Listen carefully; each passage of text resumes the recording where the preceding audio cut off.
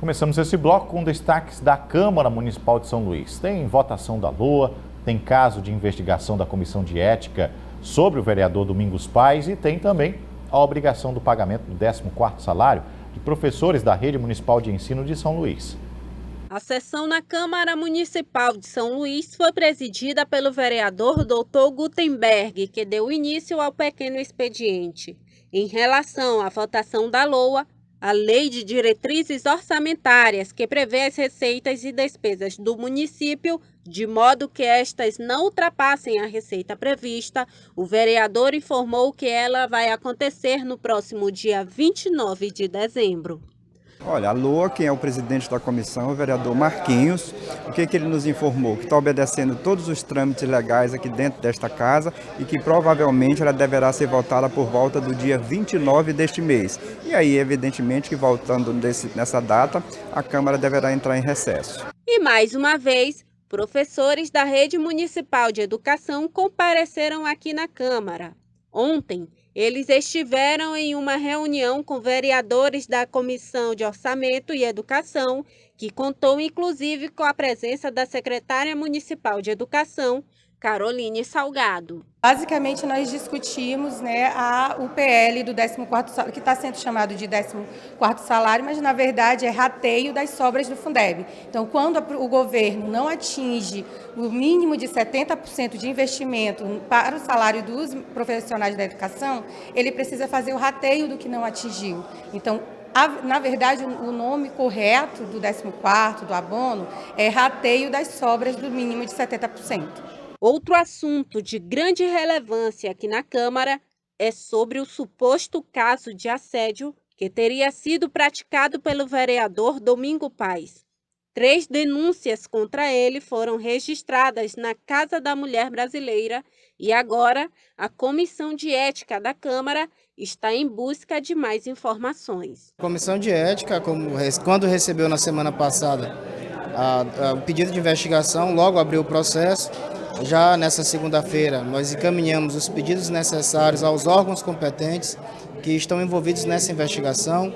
Oficiamos a Delegacia de Proteção de Criança à Criança e ao Adolescente. Oficiamos também a Casa da Mulher Brasileira e também oficiamos a vereadora Silvana, que diz ter elementos para que possa estar entregando até a comissão para que nós possamos dar o encaminhamento necessário. Até o presente momento, nós temos retorno somente da Casa da Mulher Brasileira, que ontem nos encaminhou o ofício, devolvendo que o vereador Domingos Pais hoje existe um TCO em desfavor dele, mas não relacionado ao crime de assédio sexual.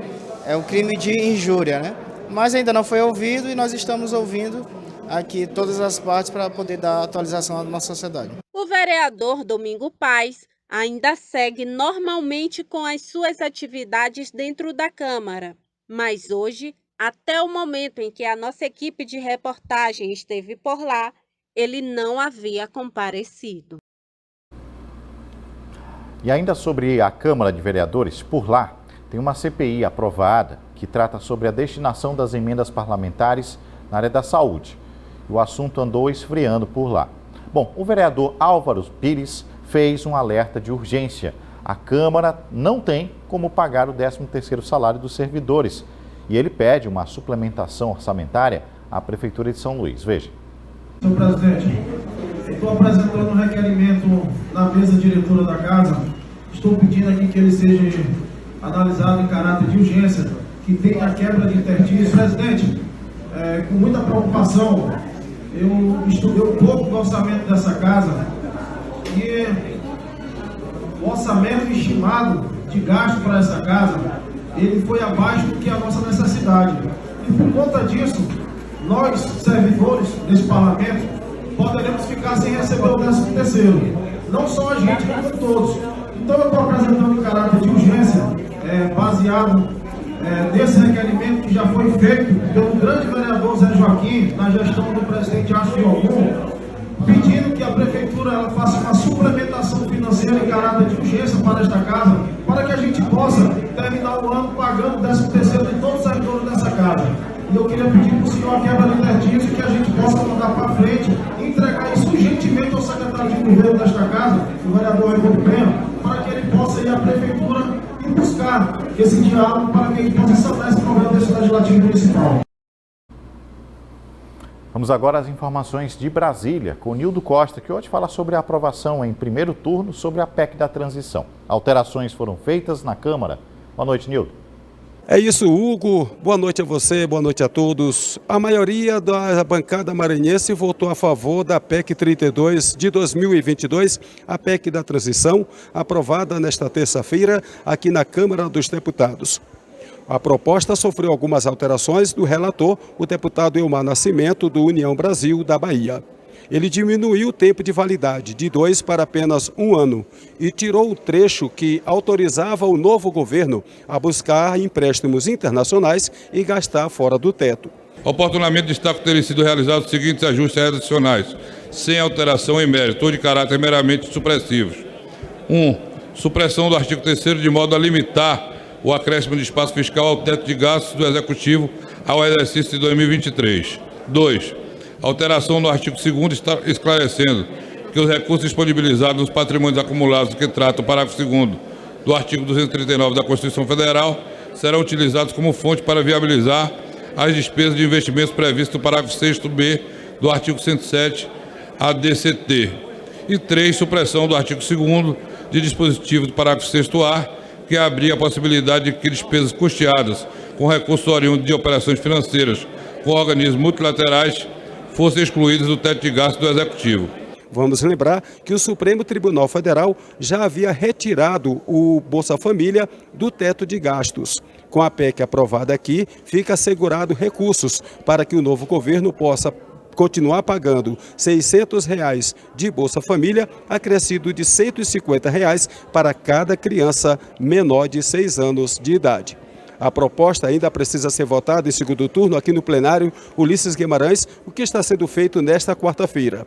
Depois, ela segue para ser discutida no Senado Federal. Se houver mudança, ela retorna para a Câmara. E é exatamente isso que a articulação do Congresso Nacional do novo governo quer evitar, o ping-pong, em virtude do tempo que é muito curto, porque já estamos no final da legislatura, praticamente a última semana de atividade dessa legislatura aqui no Congresso Nacional.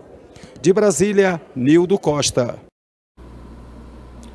Bem, na Assembleia Legislativa, a deputada Mical Damasceno reacendeu uma discussão sobre a lei que foi sancionada e trata sobre a colocação de placas em estabelecimentos comerciais que proíbe a prática de discriminação por orientação sexual ou identidade de gênero. Pois foi aprovado hoje na Assembleia, em primeiro turno, uma revogação da lei. A matéria ainda precisa ser aprovada em segundo turno, antes de ser encaminhada à sanção. O novo dispositivo vem gerando polêmica desde que alguns empresários estão tirando conclusões para além do que está constando no texto do que diz a lei. Bem, o projeto de lei foi do deputado Adelmo Soares, passou por todo o rito dentro da Casa Parlamentar e mesmo assim vem causando um grande desentendimento.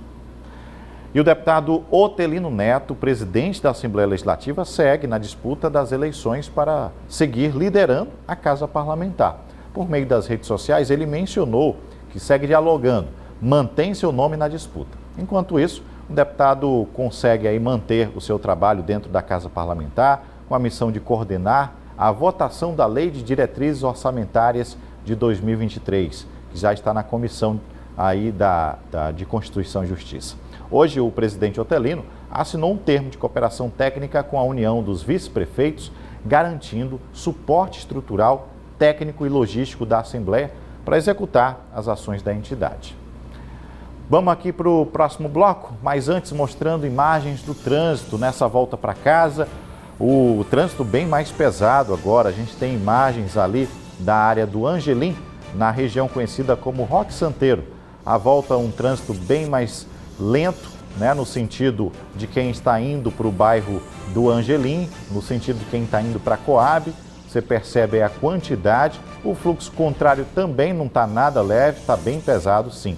Essa é a nossa volta para casa nessa noite de quarta-feira. O outro trecho que a gente escolhe e traz para você, que vem se complicando bastante, é na Avenida Daniel de Latouche, em frente ao Shopping da Ilha. Esse ponto aí de cruzamento, ó, você percebe que o sinal abre, os carros ainda estão atravessando a pista, É um local de grande movimentação porque as pessoas estão buscando os shoppings para fazer as compras e os dois lados da pista bem movimentados. Não está parado o trânsito, mas bem movimentado, fluxo bem pesado de trânsito. São essas as informações que a gente tem sobre o trânsito da cidade. A gente segue para o intervalo e daqui a pouco a gente fala sobre a programação infantil para o Natal lá no centro da cidade.